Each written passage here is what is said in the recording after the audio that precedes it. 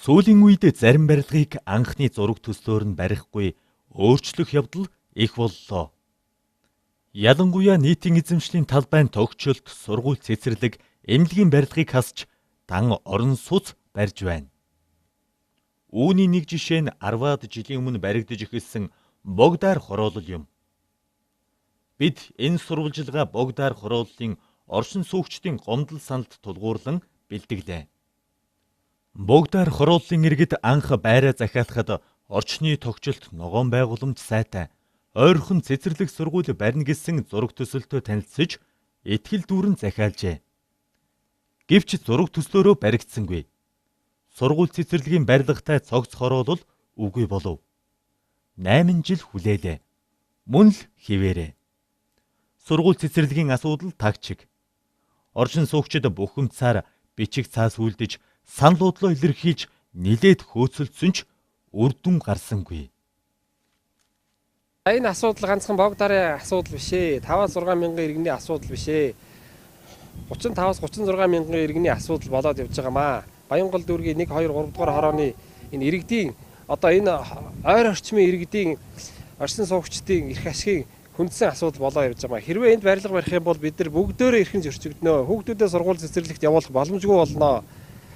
Ийм учраас ганцхан энэ гэлтгүүгийн манай энэ одоо нийслэл хотод маань бүтээн байгуулалт явж байгаа нөгөө төгөөр одоо иргэний эрх ашиг бодсон, иргэдээ бодсон тогтцол сургууль цэцэрлэгийн асуудлыг орхидуулж байгаа учраас энэ асуудлаар түлхүү яриад энэ асуудлыг цаашдаа дэмжиж, цаашдаа хэдүүл олуулаа нэгдэж, санаа сэтгэлээ нэгдэж хамтдаа зүтгэцгэнэ.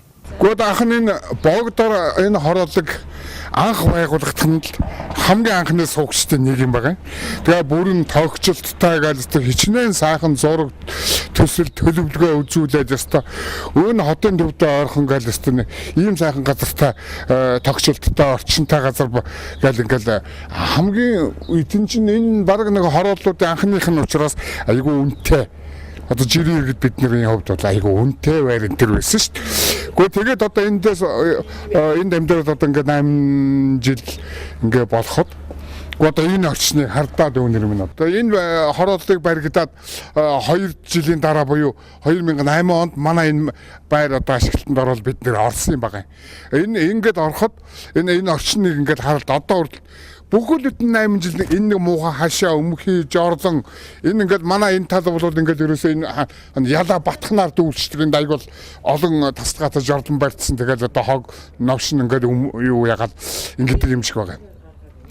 Тэгээ энэ байрын энэ ерөнхий төлөвлөлтийг энэ төлөвлөсөн төлөвлөгөөг энэ өөрчлөлтөг энэ чадал энэ эдэн баяр гэдэг энэ хятад нөхөрт олгодоод энэ ингээд Монголын төр засаг хууль тогтоом зураг төсөл бүгдийг өөрчилдөг өөрийнх нь дур зоргоор ингээд өөрчлөлтөд бид нар бас гайхаж байгаа гомдож байгаа. Яг тэгэхээр нөгөө одоо хот тогтчлолтын ерөнхий төлөвлөгөөний газар энэ нийслэлийн өмчийн газар бүр Батүл дарга энэ сургууль цэцэрлэгийн комплекс байр гэсэн энэ газар төлөвлөлтийг л Батүл дарга өөрөө өөрчилж байгаа байхгүй. Инхээр чинь эндгээр чинь та бүгд харж байгаа. Автомашины зогсоол гэдэг ах юм байхгүй. Хүүхэд хүн явах газар байхгүй. Тэгээд энэ 1-р хороо, энэ 2-р хороо, 3-р хороо миний мэдхээр энэ хавьдал лав хүүхдийн цэцэрлэг байхгүй. Энэ манай энэ хашаа барьсан энд анх сургууль цэцэрлэг барина гэж зориг нь гарсан гэсэн. Тэгээд одоо болохоор байр орон сууц барих гэдэг гэсэн. Тий. Энэ бол одоо 2008 оноос хойш ингээд хашаастай байгаа. Тэгээд энэ чинь бол явгууны зам байхгүй, хүүхдүүдийн тоглох тийм саад тийм тоглоом өнтер бол байхгүй. Одоо энэ чирээ цаг өнгөрүүлэх тийм тоглоом өнтер бол байхгүй. Хүүхдүүд нь хаан сургууль цэцэрлэг. Ийшээ 5 дугаар цэцэрлэгэд нураг шааны цэцэрлэг байгаа. Өөр үл энэ хавь цэцэрлэг байхгүй. Сургууль бас байхгүй. Ер нь бол сургууль цэцэрлэг манай Богдарын оршин суугчдад их дутагдaltaй. Тий. Манай энэ хавьч ерөнхийдөө бол сургууль одоо энэ 20 дугаар сургууль байгаа шүү дээ. Хуучин 38 дугаар сургууль байж байгаа татан бугдаад ганцхан 20 дугаар сургууль байдаг. Тэгээ энэ сургууль болохоор 3 ээлжээр хүүхдүүд ерөөсөй хүрэлцдэггүй. Анх манайх одоо энд 2007 онд энэ байр 20 байранд орсон байхгүй. Тэгэхэд л одоо энд чинь нөгөө сургууль цэцэрлэг байрна гэд бүх хүүхдүүд одоо энэ хавийнхаа сургууль цэцэрлэгтэй болно гэж тооцоолж бид нэр энэ байранд орсон. Одоо тэрнээс өчнөх энд сургууль цэцэрлэгийн юм баригдаагүй, юу баригдах битгий л одоо энэ дотор яг л хогийн цэг болцсон энэ дотор. Тэгэл өвөлдөө энэ дотор ч ерөөсөө дугууны нөгөө нэг хаймар түлээл өвөлж одоо ингээл нүл тэр байлэр утаа нүнэртэл 100 болохоор энэс чи 0 өмгийн нүнэртэл. Ерөөс одоо энийг ингээл энэ дээрээс одоо манайх ч энэ тааш ингээл харах юм бол энэ дотор нүл хогийн цэг. 100 бол аюу муухай өнөр гарна. Тэгэл тэр нь одоо нүл ялаа энэ хавийн чи ихэнх залуу айлууд хүүхдүүдэд гаргах салхилах газар өндөө бол байдаггүй. 20 дугаар сургуульд бол одоо энэ нэлээд цаана байгаа шүү дээ. Тэгээд яг манай хороонд болохоор юу яадаг байхгүй юу? Хамрагддаггүй. Тэгэхээр яг 1-р хорооны хүүхдүүдэд бол жоохон тиймэрхүүлэх сурвалж цэцэрлэг бол ерөнхийдөө бол дутагдaltaа энд байгаа хоёр цэцэрлэгч хоёулаа төмөр замын цэцэрлэгүүд зөвхөн төмөр замын хөдөлгөөнд ажиллалтынхаа хүүхдүүдийг авдаг гэдэг. Бусад хүүхдүүдийг ер нь авдаггүй. Төмөр замын ажилтны төмөр замынх бус гэдэг авдаггүй байхгүй юу? Тэгээ ерөнхийдөө бол аюу холоос зөөдөг. Манай хүүхдэд л одоо би 45 дугаар сургуулиас хүүхдэд зөөдөг. Сургууль цэцэрлэгийн хувьд бол дутагдaltaа. Тэгэхдээ одоо энэ яагаад ингэ баригдахгүй аа мэдгүй одоо 2007 оноос хойш л анхан чинь бүр судалгаа модлага явуулаад бид нар чангаар хөл үсэг зурулаад л сургууль цэцэрлэг барих юунд орчихсан байгаа гэл ингэ тэрнээс хойш одоо таг тэгэл байж байна. Анхны төлөвлөгөөгөөр 1088 айлын орон сууц, 640 хүүхдийн сургууль, 250 хүүхдийн цэцэрлэгтэй ногоон байгууламж сайтай Баянгол дүүргийн жишг хороолол болно гэсэн байна. Богдаар хороолол Баянгол дүүргийн 1, 2, 3 дугаар хорооны нутаг дэвсгэрт оршдог. Эдгээр хороонд 35,000 гаруй хүн амьдарч байна. 1-р хороо гэхэд 15,000 хүн амтай. Богдаар хорооллыг 2008 он хүртэл барихдаа хүүхдийн тоглоомын талбай, нийтийн эзэмшлийн талбайн тогтчлт хийсэнгүй. Зарим явган хүний зам нь улам нарийсжээ. Сургууль цэцэрлэгийн сураг чимээч гарсангүй. Ийхүү 2000-аас 2008 онд зөвхөн орон сууц барьж бусад зүйлсийг орхигдуулжээ. Энэ Богдаар хороолт сургууль цэцэрлэгийн байдал айгүй хомс байдаг. Одоо манайх хүүхдээ нэг харилцаар өгье гэхээр одоо энэ цэцэрлэг нь ингээд 5 дугаар цэцэрлэг гэдэг ганцхан цэцэрлэгтэй ингээд хүүхдүүд авахд аяа боломжгүй сургууль цэцэрлэгийн юм асар их хэрэгтэй байна. Сургуулийн хувьд болохоор энэ 20 дугаар сургууль гэдэг сургуульд одоо ингээд хүүхдээ өгдөг. Өөр энэ ойр хавь сургууль Богдаар хорооллын сургууль цэцэрлэгний яалтаа хэрэгтэй байна. Энд бол сургуулийн хүүхдүүд аягүй хүндрэлтэй холоос явдаг. Хол өгдөг одоо. Аргагүй ихэнд одоо ишээ ажиллагаа тийш 100 айл руу хүүхдээ өгж явж байна. Одоо энэ 20 дугаар сургуульд ч оронтой байхгүй гэдээ авахгүй байна. Хүүхдээ ачаал аягүй дийлэхгүй байна. Тийм учраас сургууль цэцэрлэгийн асуудлыг ер нь нэммээр тийм санагддгийг. Манайх харин хүүхдүүдэд үгийнхээ хүүхдийг энэ 100 айлын 16 дугаар сургуульд өгч байгаа шүү дээ. Бүр холоос өглөө тэгэл такси, автобус гэл аягүй хэцүү, өвлийн улиралд аягүй хэцүү. Уул нь гэр нь энэ Богдаар хорооллын одоо энэ 9А байранд амьдардаг. Богдаар 9А байранд амьдардаг. 9А байрны энэ хавьд сургууль цэцэрлэг аягүй хомс. Энэ бол яг энэ харилцаахаа энэ хавьд сургуульд байвал аягүй зүгээр өвлийн хүүтэнд аягүй хэцүү. Одоо манайх Богдаар 5 жил болж байна одоо ороод.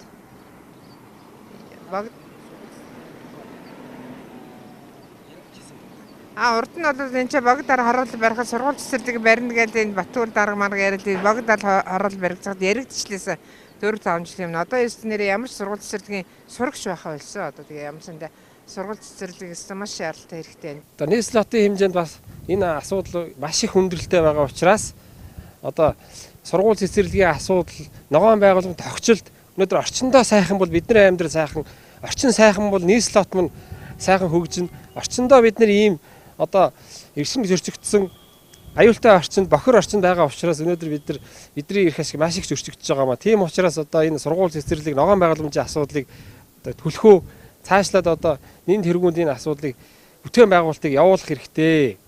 Эцэс сүлд нь нэмж 1500 гаруй айлын орон сууцны барилга барих төлөвлөгөө боловсруулсан байна. Энэ төлөвлөгөөг хэн гаргаваа гэвэл Богдоо холдинг компани гаргаж нийслэлийн ерөнхий төлөвлөгөөний газар баталсан байх юм. 2008 онд оршин суугчид сургууль цэцэрлэг бусад зүйлсээ бариулна гэж тэмцэл хийсний үр дүнд нийслэлийн ерөнхий төлөвлөгөөний газар гаргасан шийдвэрээ цуцалж 3515 м² газарт 930 хүүхдийн сургууль, 160 хүүхдийн цэцэрлэгтэй иж бүрэн тогтчлт бүхий цогцлбор болгон дахин баталсан байна. Сургууль цэцэрлэг баригдахгүй байсаар 2011 онд ерөнхий төлөвлөгөөний газар баталсан зургаа бас дахин хүчингүй болгоод оронд нь 18, 19-р байр буюу 250-аас 300 айлын орон сууцны барилгын зураг төсөл баталжээ. Оршин суугчид дахин бухимдаж зарга заалгаа хийж тэмцэлснээр арай гэж царцаасан байх юм. Гэтэл бас л болсонгүй. 2013 онд нийслэлийн өмчийн харилцааны газраас сургууль цэцэрлэг барих 3515 м2 газрыг Богдо холдинг компани эрх ашигын дагуу орон сууцны зориулалтаар болгож нийслэлийн засаг даргын захирамж гаргуулсан байна.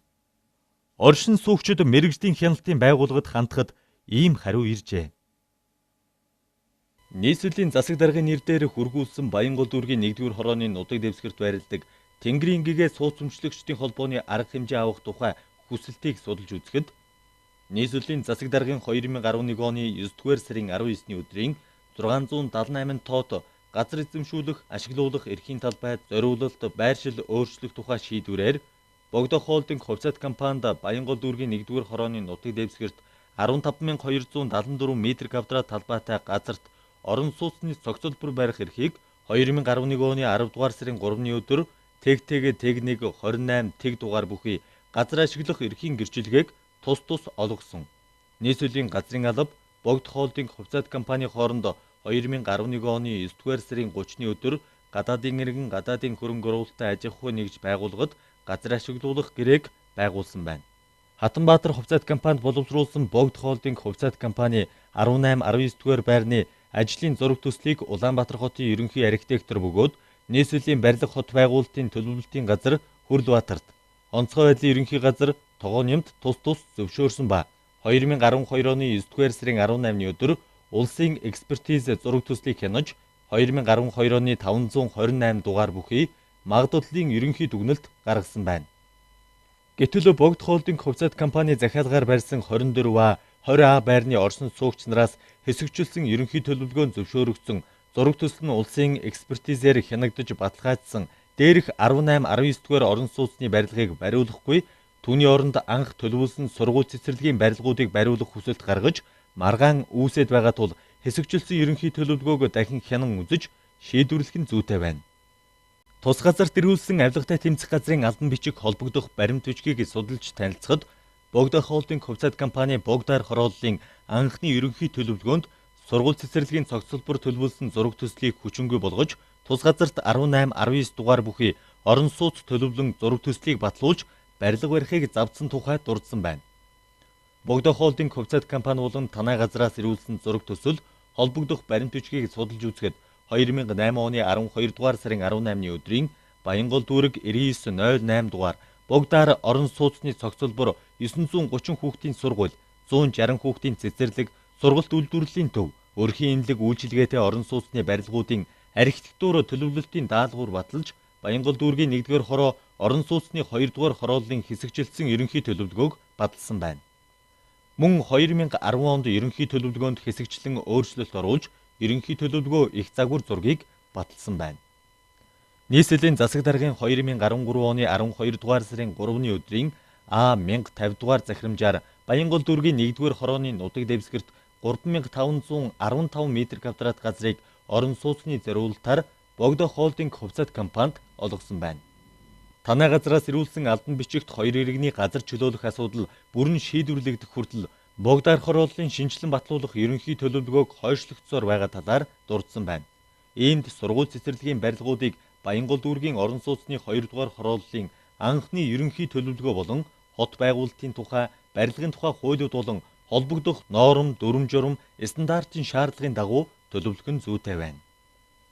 Баянгол дүүргийн нутаг дэвсгэрт барих Богдаар хорооллын толгомцсон асуудлын нэг бол сургууль цэцэрлэгийн асуудал байнамаа. Ягаад гэвэл орчин суугчид бид нэр анх байраа худалдаж авах, захиалга авахдаа сургууль цэцэрлэгтэй, ногоон байгууламжтай, тогтцолттой Баянгол дүүргийн ийм гоё жишг хороол болгоно гэхэд нь бид нар байраа захиалга өгж байраа худалдаж авсан. Өнөөдөр 16 жил боллоо. Энэ асуудал ерөнхийдөө орхигдлоо. Энэ юунаас болоод байгаа юм бэ гэвэл төрийн эрх байгууллагын эрх бүхий албан тушаалтангуудын буруу үйлдэлээс болж байгаа маа. За Уг хороолол анх 2000 онд 1088 орон сууц 640 хүүхдийн сургууль 250 хүүхдийн цэцэрлэг өрхийн хэмлэг цагдаагийн хэсгийн байр ногоон байгууллагын тогтчлт бүхий Баянгол дүүрэг жишг хороол бий болно гэж одоо хороол баригдсан. 2000-2008 оны хооронд энэ асуудлууд ерөнхийдөө орхигдсон. Зөвхөн орон сууц барих, зөвхөн барилгаа барих, бизнесийн үйл ажиллагаар оролцсон. Иргэдийн эрх ашиг бодсон асуудлыг өрнөж орхигдуулсан. За 2008 онд бид нэр сургууль цэцэрлэгээ бариулъя, ногоон байгууламжаа бариулъя гэдээ орчин суугчид бүгд одоо тэмцээд тухайн сургууль цэцэрлэгийн зураг төслийг нийслэлийн ерөнхий төлөвлөгөөний газраар одоо дахин батлуулсан. Тэр батлуулсан зураг төсөлд бол 160 хүүхдийн цэцэрлэг, 930 хүүхдийн сургууль, тогтчлт бүхий сургуулийн төвийн хамт тогтчлт бүхий ийм цогцлбор барилгын зураг төслийг батлуулсан. Бид тэрэнд баяртай байсан. Гэвч биднийг тэрүүгээр хуураад өнгөрсөн. Ягаад гэвэл иргэдийг төөрөм мухардуулсан. Сэтгэл санааг нь одоо төөрөгдүүлсэн.